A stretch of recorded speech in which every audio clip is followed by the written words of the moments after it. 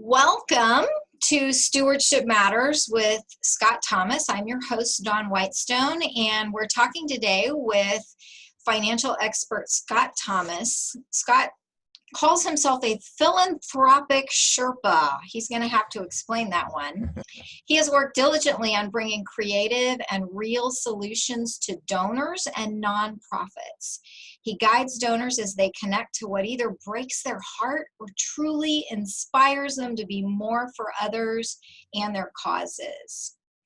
And so I am excited to talk to Scott today because at Whitestone Professionals, we do a lot of work with nonprofits.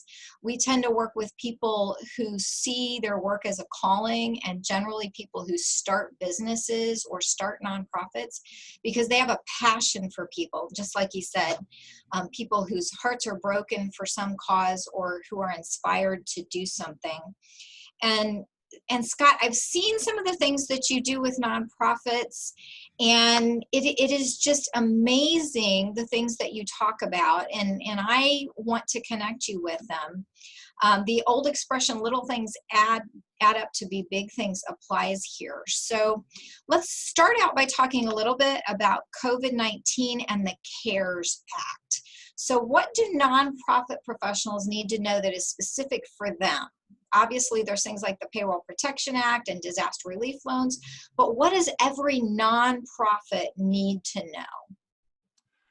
Yeah, actually, this is very quickly. So on March the 27th of this year, this became law as a result of the shutdowns and the need for stimulus due to COVID-19. And interesting enough, in the past, if you had standard deduction, which was 12 or 24,000 or some big number, you had to give above that to start having your charitable deductions count as a charitable deduction. And for most people, almost 18% of people were itemizing.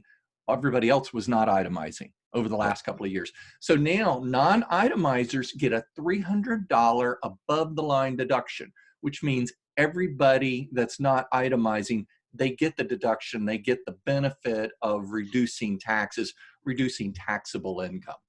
Yeah, I did not know that. And guess what? This is permanent. This is not just for 2020. They decided to make this permanent because they've been talking about this for 2 years. So this is a big deal for small donors and a lot of small nonprofits out there that can now say, truthfully, you've been, itemizing. Well, the non-itemizers, you're not itemizing, so now you can get the deduction for the $300. Okay. So do most nonprofits even know this? Because I didn't know this, and I work with a lot of nonprofits. Yeah, this is brand new. This is March 27th. Yeah. Okay. And the ones that I have spoken to about this, they were aware that this was part of what they were planning on coming together. So very excited. Yeah. That is very exciting. Awesome. Yep. Okay. Well, what's the next exciting news? So corporations have typically, they've always been limited to 10%, and it's now 25%. So they've increased corporation giving to 25%, but that giving has some qualifications to it. And so there's something called the qualified charitable contributions for this right here.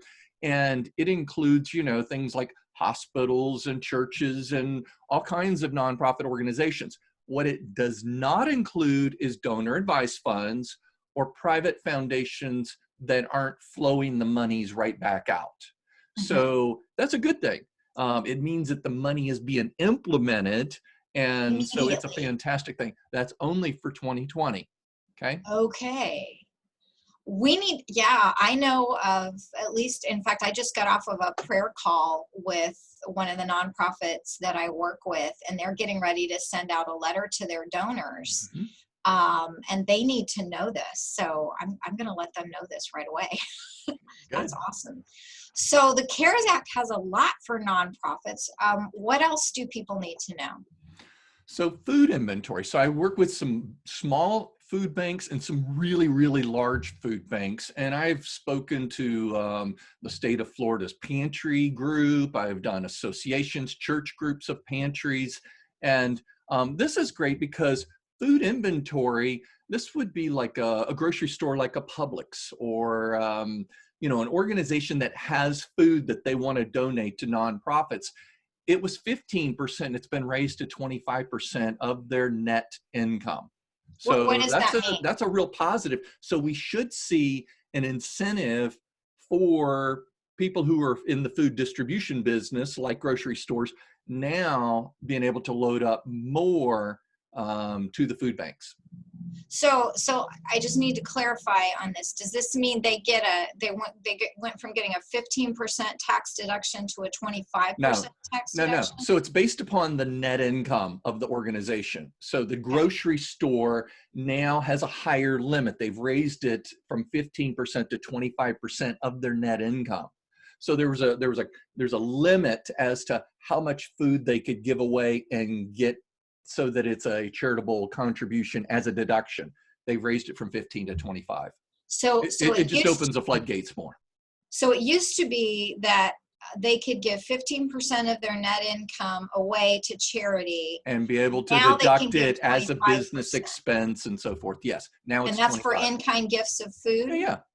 So now we should see that this should be great support for the food banks and food pantries, organizations that are feeding. It's a fantastic way to just open a floodgate so that there's more opportunity for more materials, more foodstuffs to be provided. Yeah, and this is a great reason for those food-focused nonprofits to reach out to corporations, to their donors, to their people out there, knowing that, hey, they're going to have this conversation. And those grocery store groups, I'm sure that their CPAs are letting them know about this, because this is a fantastic thing for them to be able to not have stuff sit on the shelves. It gives them more incentive to say, hey, let's get this stuff out because we can get a deduction. And some just destroyed stuff because they weren't getting a deduction. They thought, we don't want to pay for the shipping to get it to these people. So now there's much more of an incentive. There's more incentive. Yeah. Great. Wow. I had no idea that all of this stuff was in the CARES Act. Yeah, this is amazing. Oops. So what in the world is a super deductible? I have no idea what this bullet point means. Yeah. Scott, so help us understand. In 2018, they raised the cash limit for contributions from 50% to 60%. That was part of the last act that came through. And when that 50% went to 60%, this year, only this year, it goes to 100%. So you could have somebody that earns $1 million and they decide, hey, I want to give away the whole $1 million. I've got plenty of other resources, other assets, and I don't want any taxable income. They could have a zero tax because they give away the whole $1 million. And so they don't have to pay taxes on it before they give it to an organization. No, they don't have to pay the taxes on it. They can just flow that out there and have it fully deductible all the way to 100%. That's only for cash. It's not for non-cash. There's some real tricky rules for that. But this is for cash gifts. Okay. Okay. And it's to encourage those who have significant incomes, not to limit that at just 60% of cash, but now go to 100. Excellent. So if the nonprofits have well-to-do people who are interested in giving to their organization, this is another thing that they need to let them know. Yep. That for tax purposes, they can. Is that only in 2020, or is that? It's only in 2020. And there's one other piece of this that is not really real clear when you read summaries. And the piece that's not clear that I want to clarify right here that's important is, let's say the person had $200,000 of income and they wanted to give the full $200,000 away. And let's say now you got the standard deduction and a couple of other write-offs, and they really now had $240,000 instead of $200,000 because they wanted to give their full income. Well, that $40,000 also qualifies to carry forward so that they can take that next year on their taxes, and it can carry forward for the next 5 years. Okay. Wow. So if it goes over the 100%, it can carry forward. Okay? But this is why people need to talk to you, isn't it, Scott? There's nuances. You read something in the internet, you read something in an article, And it should prompt you to say, I need to learn some more about that. I need to find out if the details of this would actually work for me. Okay. Mhm. And so the philanthropic Sherpa. So a Sherpa is someone who's carrying the packs, and they know the path, and they know what to watch out for so you don't fall off the cliff. And you're making this journey. Well, donors are making a journey, nonprofits are making a journey, and they need some guidance because there's tax laws, there's legal actions, there's practicalities about how things are registered, all kinds of financial matters that all interact and interplay. And it's important to have somebody that understands how do these things fit together. And let's talk about what you really want to do and how you might be able to accomplish that. Definitely, definitely. So people need to give you a call if they want to know more about that. Scott, I know we're gonna post this at the end, but real quick, how should people contact you if they're seeing this slide and going, I don't even want to watch the rest of this. I need to talk to this guy. How do they call you? So they could call me. My telephone number is 407-644-9411. That's 407-644-9411. Or they could reach me, Scott, at stewardshipmatters.net, and that'll also be at the end as well. Mm-hmm. Awesome. Okay. So we have one more bullet point on this slide. Yeah, this one's controversial. Now, let me tell you why this one's very controversial. So they waived off the required minimum distributions. RMD is required minimum distributions. The Secure Act last year actually moved 70.5 to 72 for required minimum distributions. This is qualified money from IRAs, 401ks, 403bs. The government has let you accumulate money, and now they're going to require that you're forced to take out some money, and there's a percentage and a formula to force that so that the government gets paid taxes. They don't want you to defer forever. And so waiving the RMD is possibly a problem. And here's why it might actually negatively impact some nonprofits is over the last couple of years, I've done probably 50 RMDs that were paid directly to charities, qualified charitable distributions. And so that's a wonderful way not to pay tax, accomplish the RMD, and get dollars sufficiently in there, even if you're not an itemizer. Okay, And so so wait it's a a minute. wonderful way to move money from an IRA to a charity, but you have to be over 70.5 in order to do that. Right. So I want to make sure that I understand and people understand this. Normally, if it was over 70.5 and they moved it to 72. Yep. If you have IRAs, and I'm assuming that's both Roth and regular IRAs. Roth IRA, you never have to take the distribution from, so it doesn't apply here. Oh, okay. No, So it's just only the regular 403b. It's the IRAs. qualified pre-tax stuff that's pre-tax that you really want to, move that so that you're not paying taxes on it, and then maybe you get a deduction, maybe you don't. Okay. So people who the government said you have to take this money out, even if they didn't need it or want to use it, Right. they really wanted to save it to be able to give, but they have to take a certain amount, a certain percentage out every year. Yep. You help them give that directly to nonprofits. Yes. So that they don't have to pay taxes on that money. Yep, I love doing that. I've done lots and lots of that, and people were not aware of it. When I first started doing that, people were shocked. They were like, I can't believe this. And I'd have to send them the code and, talk to their accountant sometimes. And, it was an educational process where I've done several charitable programs for CPAs to inform them what are some of the strategies for bunching, hyper bunching, and some of these types of things. So waiving the RMD now says you don't have to take the money. Okay. And so because they don't have to take the money, they may need the money in there. Let me tell you why the government put this in there is the stock market has dropped the fastest drop in the last 100 years in the last month. Yes. So we've seen the stock market drop so significantly that if you're drawing money out, you're forced to take money out. What if the markets don't return this year? We don't know. Yeah. But if the markets don't return, now things are down significantly, and now you're forced to take money out. It's a relief from having to take that money out, realize a loss, and pay taxes on it. Make sense?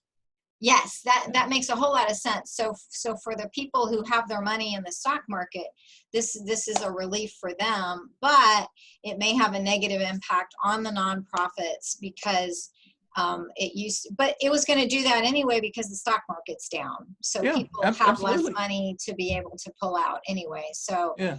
and certainly the nonprofits want the people who give to them to be well cared for. So yes. Yeah, Dawn, so there's 5 things that I love to talk with nonprofits about, and there's 5 items, and I want to quickly hit through these. The first 4 we're going to hit real fast, and then the 5th one I want to spend a little time with, all right? Okay. So the All right. first item is consider having an outside audit, looking at your recurring expenses. And I've seen people come in and do reviews of water bills, phone bills, power bills, gas bills, trash bills, various things like that. Nonprofits actually have some breaks in a lot of different municipalities, and they haven't properly filled out the paperwork in order to get the discounts. And usually the people that do these audits, they get paid a contingency fee so that they might get half of the savings for 1 year, and then there forward, you're getting all the savings. That can be real substantial. And you know some people they can talk to who Yep. can help them do Yep, that. absolutely. And really you need the expert. I've heard some of these people talk about that. So Yep. because they know how far back Yeah, they you can go back and retro on some of it. And Yes. there's limitations on that as well. So cash management is another one. I'm surprised that I'll go into some mid-size nonprofits, and they're doing pretty well, and they've accumulated some cash, and they have some cash reserves. And what I find is they're trying to hop around to multiple banks. And so they might have 4, 5, 6, 8 banks that they're trying to manage a CD or a money market or something along those lines. And it's goofy. And they waste board time, addressing stuff like this. So I talk to the CFOs and I go, why don't you just do a treasury management program? Treasury's so low right now that it's really better to consider an FDIC linked CD. Pays 0 cost, 0 fees, and it's a linked CD that's a true money market. It's a money fund. And I've seen these programs linked up to $75 million FDIC insured. That's significant. So it can reduce. In fact, this works for nonprofits or for-profits. It could work for individuals. Large cash dollars should be protected. In So this is 1999, I had a client call me, and she had more than 100,000. FDIC used to be 100,000. She lost the money above that. She lost it forever. So rather than having it in multiple bank accounts, there are ways to protect it and keep it liquid, or just protect it. Yeah, it can be totally liquid. It can be a cash account that's absolutely daily liquid. No fees, no cost is really important because there's some plans out there that are funky on the fees. I'd be happy to review that. I represent 2 of them. One has $2.5 million, and what they do is they link together 10 banks. And they list the 10 banks and they link them together. The other one has 800 banks, and they do it up to 75 million. And there's an algorithm that on a daily basis is making adjustments for the interest that's earned on that. So basically you're doing the same thing. It's just that somebody else is doing all the lifting. Somebody else and all is the doing work. all the work, and it saves you time and effort and protecting you. Much easier. Awesome. Yeah. What's the third thing? So the third thing is, oftentimes people will have an investment account and they say, oh, we have somebody, we have a committee, we have a person on our board, and they review stuff. It's a good idea to have an independent fiduciary come in. Somebody who's not coming in trying to sell something, but somebody that maybe you pay them a fee, or maybe they're looking at it and saying, bring ideas and suggestions from a fiduciary perspective, not a transaction perspective, not a methodology. Bring a methodology. What are some of the best practices methodology, looking at benchmarking and expenses and how things are being disclosed? It's surprising. People don't talk about tiered fees. And so they might say, well, for the first $1 million, we charge 1%. And then on the next million, we charge 0.75%. And the next million, we charge 0.5%. And on the next million, we charge 0.25%. And the next million, we charge, 20 basis points. Well, what does that really mean? If you call them up, they're under the impression we're only paying 20 basis points, like on the whole thing. But that's not the case. I've seen cases where $2, $3, $4, $5 million, and people were paying 2.5% from the $1 all the way through, and they had no idea. I've had people who have said, well, we're only paying 0.5%, but the reality is they were paying 1.75% on the first $500,000. So it's important to have an outside person just take a look at this and make sure that things are as they should be and as they're being disclosed. So okay. This is very educational. So thank you for sharing this with us, Scott. Okay, you said 5 things. What's the 4th thing? So the 4th thing is about travel. I run into organizations and they'll say, oh, we can't afford to send our plan giving people to the convention. We can't send our operationals people to the special convention. And there's lots of conventions for nonprofits. I mean, they're constantly having conventions of various types, industry specific and cause specific. And there's or even just doing events, like I know. Or just doing events, yeah. Yeah. You could be even having a special speaker coming in from out of town, and you got to get them a rental car. Well, you know, if you're having to stroke a check for $400 to have them here for the week to have the rental car, well, couldn't you just go to your board member and say, hey, I want to ask you, could you donate some points and we can pay for the rental car?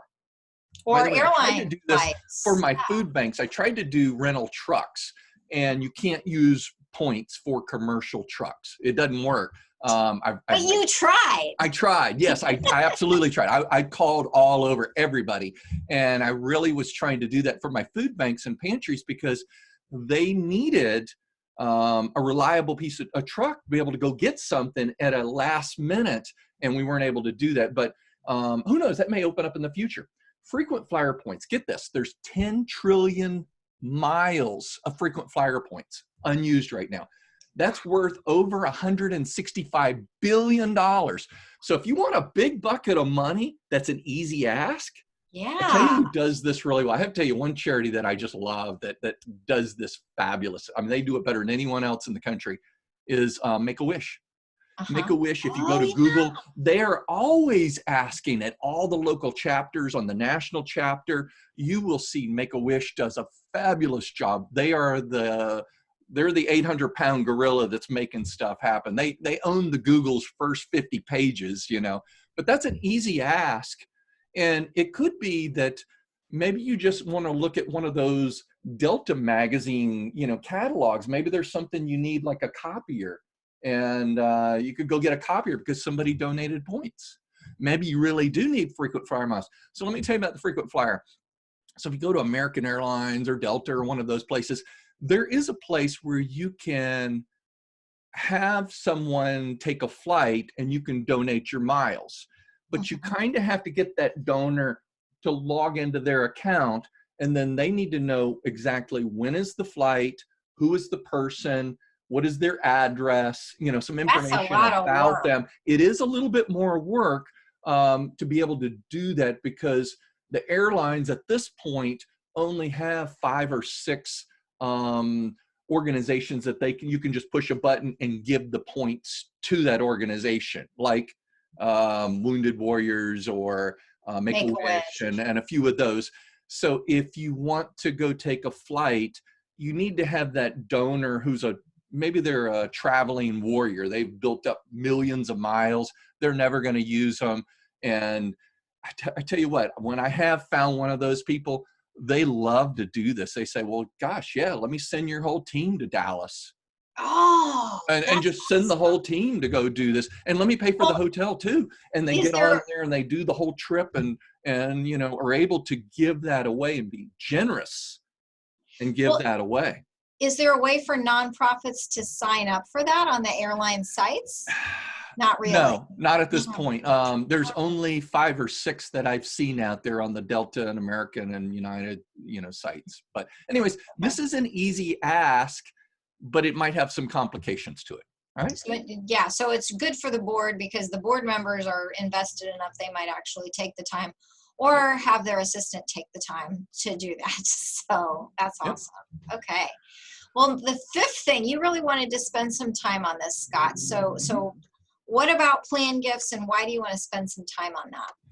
Well, I have to tell you that ever since I was 5 years old, my parents got me involved in um, giving back at church and this underprivileged kids group, and I got involved in doing philanthropic work. And in that process, I said, I think part of my purpose in life is to try to give back and try to find things that other people don't know. And so I started using my financial skills, my accounting skills, my investment skills, and all the various things as I encounter. And I decided to become a chartered advisor in philanthropy.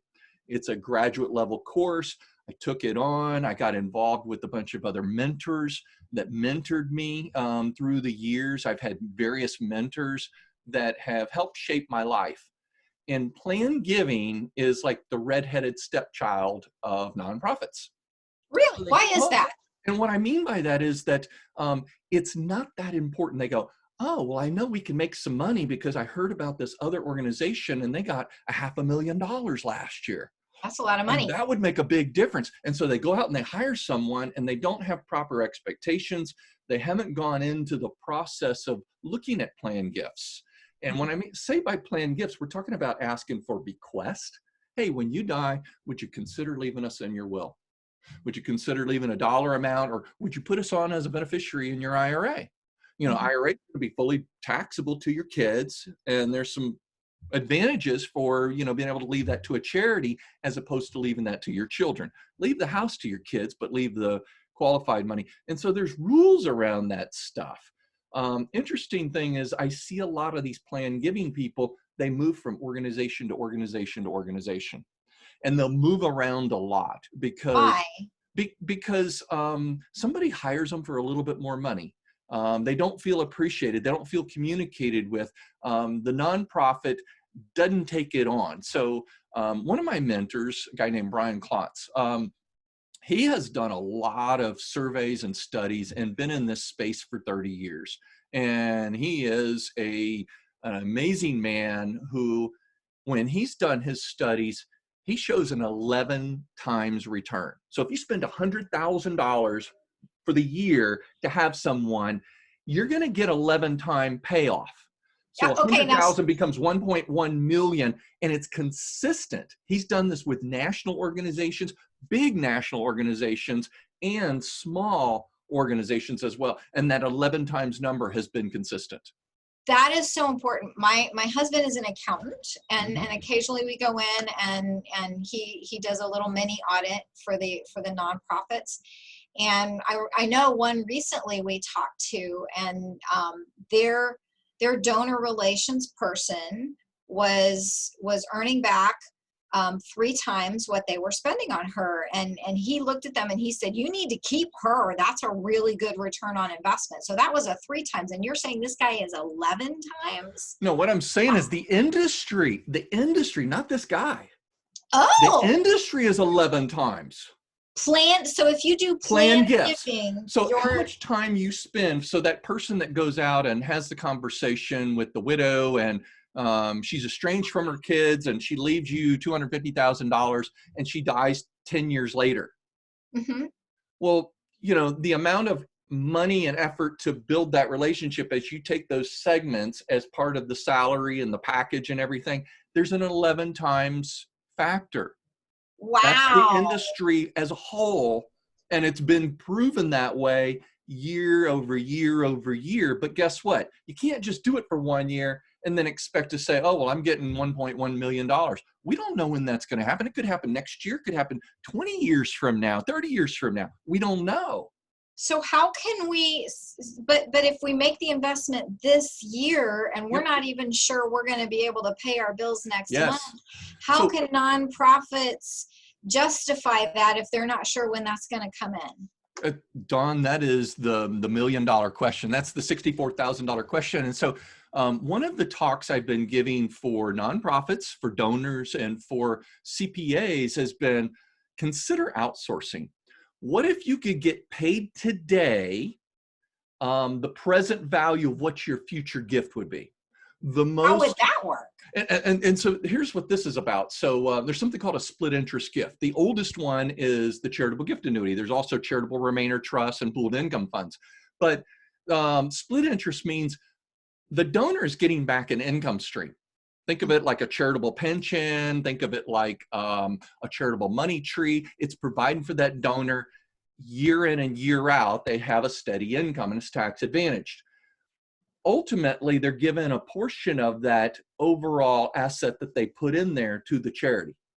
And so let's say we have a 70-year-old female and she's going to live another 20 years. Well, but we don't know that. And her life expectancy, let's say it's another 20 years. And so if she puts in $100,000 into this annuity and it pays her, let's say it pays her around 5%, okay? She's getting this to cash flow. She was only getting 1% at the bank, by the way. So now that organization would get $50,000 at life expectancy. But what is interesting in innovation that's been around for about 3 decades is we can get the reinsurance on that to pay the present value of that today. And in fact, I even have a mobile app and a calculator, and I got some really fabulous tools that I can put in the hands of your nonprofits, your nonprofit friends, your donor friends. And so I'm giving talks on YouTube, on Zoom calls. I just recently did a talk for 1 million cups at Rollins College, and it went fabulous. And I love sharing this stuff because what you can do as a nonprofit is you can outsource. And you could say, okay, I've got this $5 billion cash public charity that's fully compliant, that has reinsurance. They take care of all the details.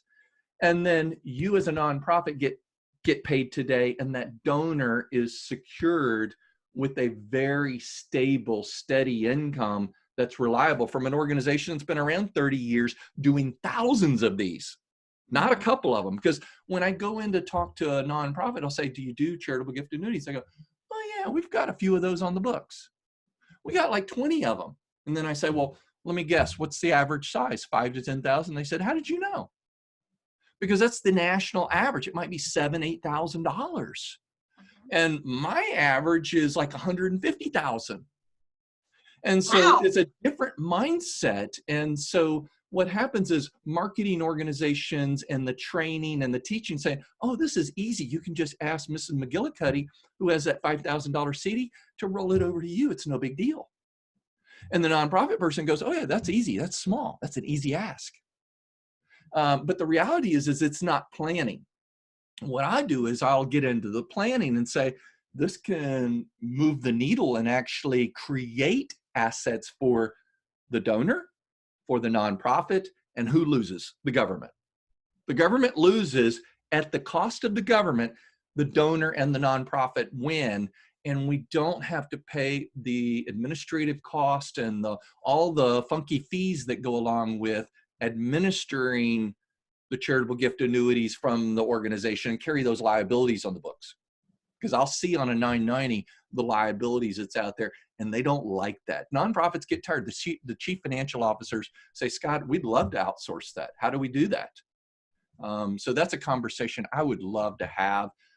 So if you'd like to receive the current value of your future gifts and outsource all of this, I would love to be able to do that.